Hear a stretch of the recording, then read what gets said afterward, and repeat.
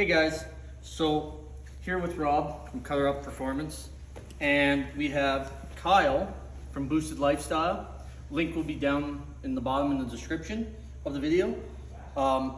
This is the engine out of Tokyo's Malibu. As most of you guys have seen on Kyle's YouTube channel, Tokyo had an unfortunate accident where it broke the wheel studs on the car and he hit the pole. I wanted to do something for Tokyo. Tokyo's been a longtime friend of mine, as with Rob, and we put it together to where we take the engine, we're gonna tear it down and go through it, and just make sure everything's okay with it. We're gonna freshen it back up, make it better than what it was. So let's get at it.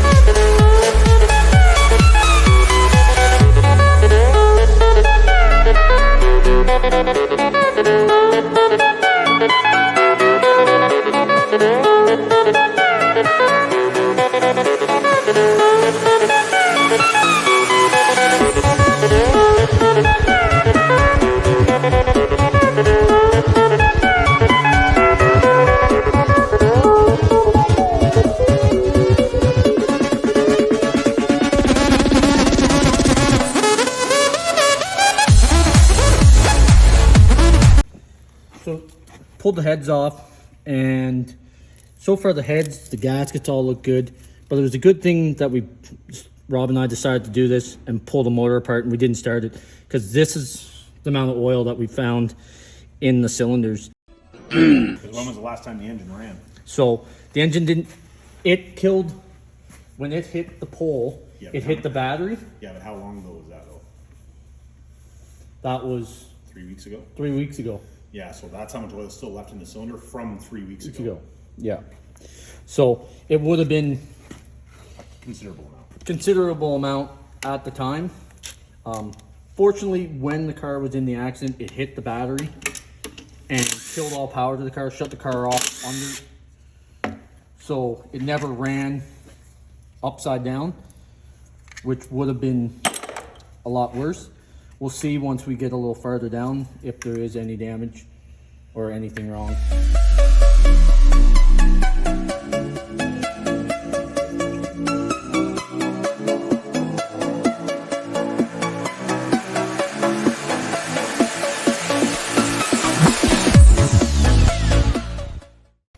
Where he's showing.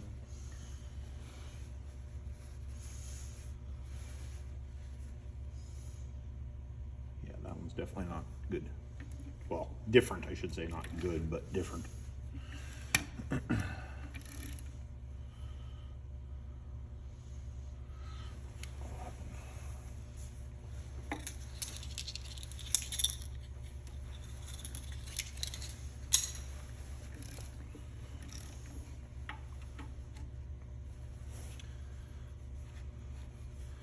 let's see what they look like when they come. Oh, yeah, that one's way different.